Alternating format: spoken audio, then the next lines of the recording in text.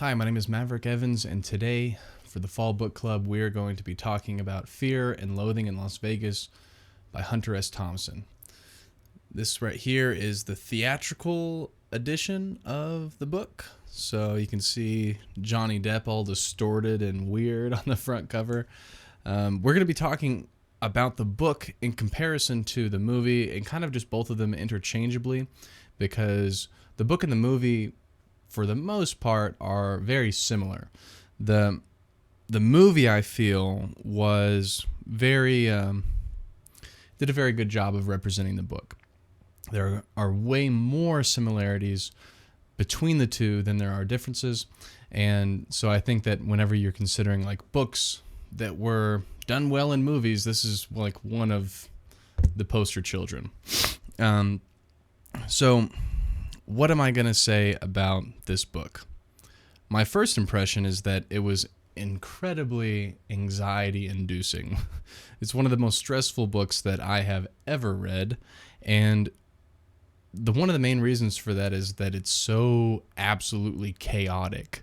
You don't really know what's going to happen next, and I personally have actually watched the movie first, as a lot of people have, and then I read the book.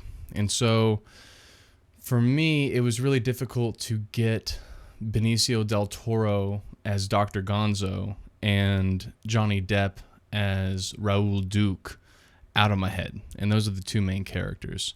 And so reading the book through for the first time, it was kind of like just their vivid images all the way through the book, which in my opinion, for someone who is not very imaginative, I feel like I need a lot of imaginary assistance.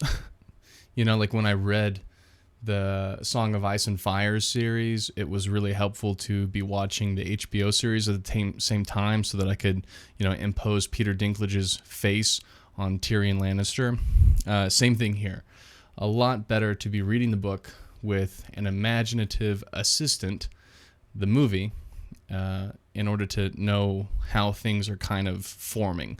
Because for the most part, this book is slightly abstract in nature. It's very, it's not formless, but so let me just tell you here, it's nonfiction journalism is its category, which is pretty crazy.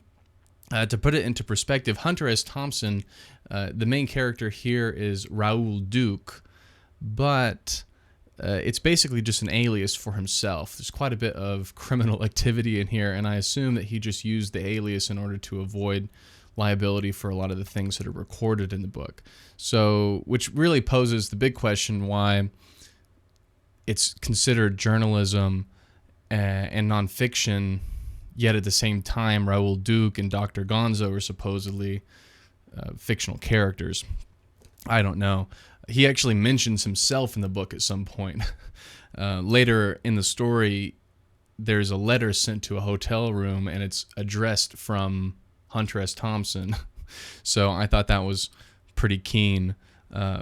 Whereas throughout the entire book, it's never really given up that Raoul Duke is, an alias. So basically, what is the story? What is Fear and Loathing in Las Vegas? A lot of people like it, especially people who really like drugs and weed and stuff like that, because there's a ton of substance abuse in the story. Raoul Duke and his lawyer, Gonzo, Dr. Gonzo, are basically making their way through the desert in the Red Shark, this red convertible, and they have stockpiled an immense amount of illegal substance. All kinds of uppers, downers, alcohols, amphetamines, all kinds of different things, quaaludes, and they are going to just enjoy all of these substances on this road trip. Raoul Duke is a journalist, right? Similar to Hunter S. Thompson, the author, he's a famous journalist of his time, and they are determined to get coverage and write a story over the Mint 400, which is a sand dune dirt bike race.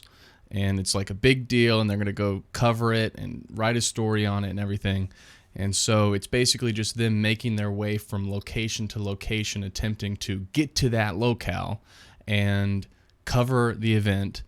And there's all kinds of weird, confounded problems and resolutions, most of which are just concerning them attempting to prevent other people from realizing that they are heavily under the influence of 15 different drugs.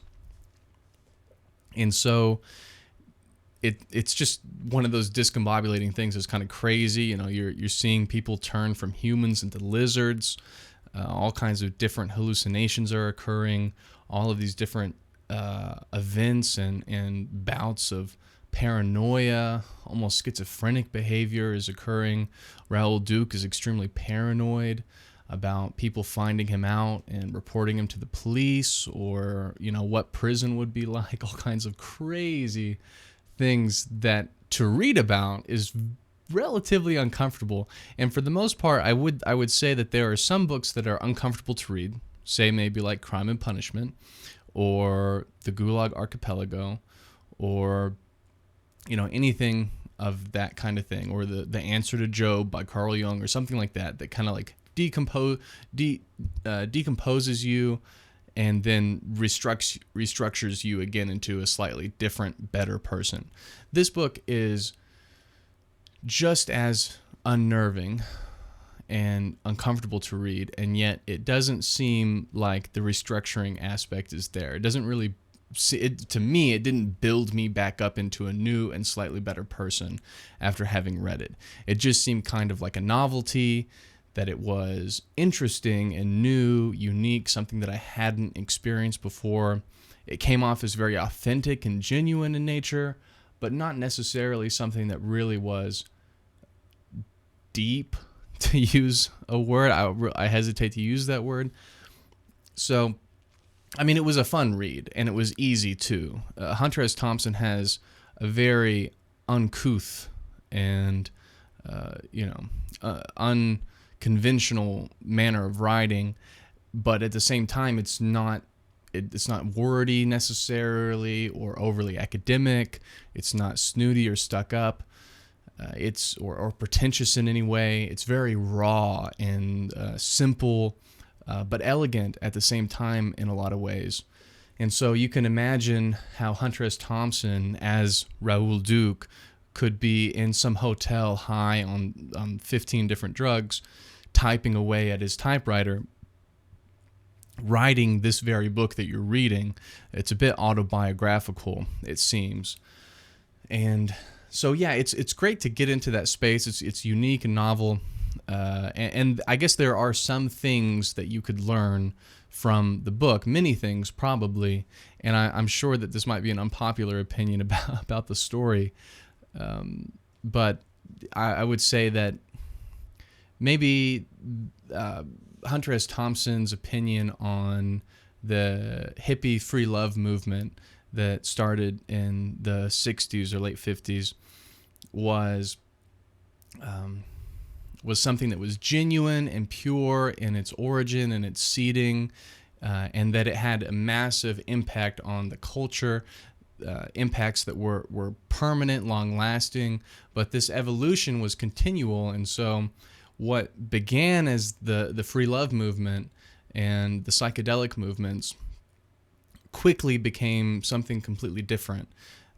It seems like Hunter alludes to the fact or explains later in the book that this pure love, this pure indulgence of a different state of mind, of not hallucinogens, but I guess you would say entheogens would be a better term. And entheogen, I think, was a term coined by Professor Carl Ruck, who I think had a hand in writing the book The Road to Eleusis. I may be wrong on that, but basically an entheogen, the difference between an entheogen and a hallucination is that hallucination is false, and an entheogen is a genuine experience.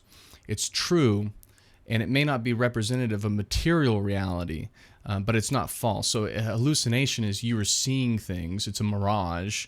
There's really not water in the desert, but that's what you're seeing, and there's nothing true about it because you hallucinate or you see a mirage, and it doesn't have any personal benefit. And entheogen is usually associated with positive benefits, positive outcomes, and experiences.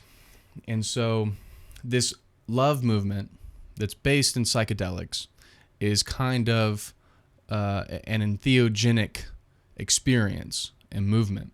It's ultimately positive, at least in its intention. So from a Kantian perspective, you would say that this was, a good thing. And then Hunter S. Thompson says that by like 1973, I think, that it had died. It had been perverted and turned into something completely adverse to what it was attempting to achieve in the very first place.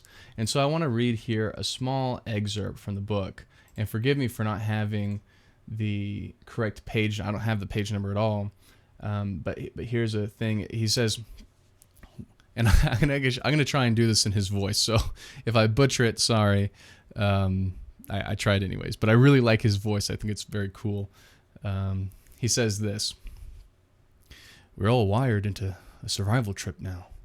No more of the speed that fueled that 60s. That was a fatal flaw in Tim Leary's trip. He crashed around America selling consciousness expansion without ever giving a thought to the grim meat hook realities that were lying in wait for all the people who took him seriously. All those pathetic eager acid freaks who thought they could buy peace and understanding for $3 a hit. But their loss and failure is ours too. What Leary took down with him was the central illusion of a whole lifestyle that he helped create. A generation of permanent cripples, failed seekers, who never understood essential old mystic fallacy of the acid culture. The desperate assumption that somebody, or at least some force, is tending the light at the end of the tunnel." So, by the end of the 60s, it was kind of something that people attempted to do for this, this facade of enlightenment, this false attempt at achieving something through these psychedelic substances that really is going to have no return for them. And I definitely think that is a good quote, because I think that a lot of the psychedelic experiences, it's interesting that there are some certain Christian traditions that insist upon some of the spiritual experiences that you might have in the world should not be latched onto, but experienced and then released. And so in that way, we're not attempting to return to or harbor on these, more metaphysical experiences or events, but rather stay in the here and now, because there are things that need to be done here and now. And the metaphysical or the spiritual or the psychedelic or the neurological, however you want to say that, they're all different but similar in a lot of ways. Those are areas of the world that we are very limited. We can't enter those spheres very well, but we can be here in the world today physically in the flesh. And so that is the world that we should operate primarily and not waste a lot of time with the others. Obviously, that could be taken various different ways. I'm sure I'm not doing that very much justice, because you might pose the question, well, isn't the relationship with God himself or whatever divine being purely spiritual, and shouldn't that be the linchpin of living at all? Yes, but we're still separated from God, and we won't join him until we die. And so for the most part, we just have to focus on our relationship with God in flesh, in our own flesh. So we're still very limited beings, and we can't enter into the fourth dimension or whatever it is until our death, most likely. Who knows? Anyway, that's a very roundabout and scattered way of, explaining what I think is one of the more useful or insightful quotations from Fear and Loathing in Las Vegas. Now, I will tack this on to the end. The major difference between the book and the movie is the fact that the last chapter, it seems, is missing from the film. but is present in the book. So that's an important distinction that you can make. To me, it doesn't really make a huge difference. It's interesting to me that some books are missing the last chapter of the book. I guess if the producers are looking for, or the writer was looking for somewhere to kind of consolidate and cut it down, because it is difficult to, fit a 200-page book into 2 hours. I guess that would work. I don't know, but they cut it out. And basically, the last chapter of the book is just Raoul Duke going to a pharmacy and giving some forged prescriptions to the pharmacist and getting some more drugs. And then off he goes into the sunset in just a slightly different manner than he does in the movie. So not a major difference. But I would say, before we close the video out, that you should definitely go and look into some of the video interviews that Johnny Depp did about his experience with Hunter S. Thompson. The way that I remember it was that he was approached about doing the movie, he was interested in it, and that he had arranged for a meeting with Hunter S. Thompson, and it was going to be at a bar close to where Hunter lived.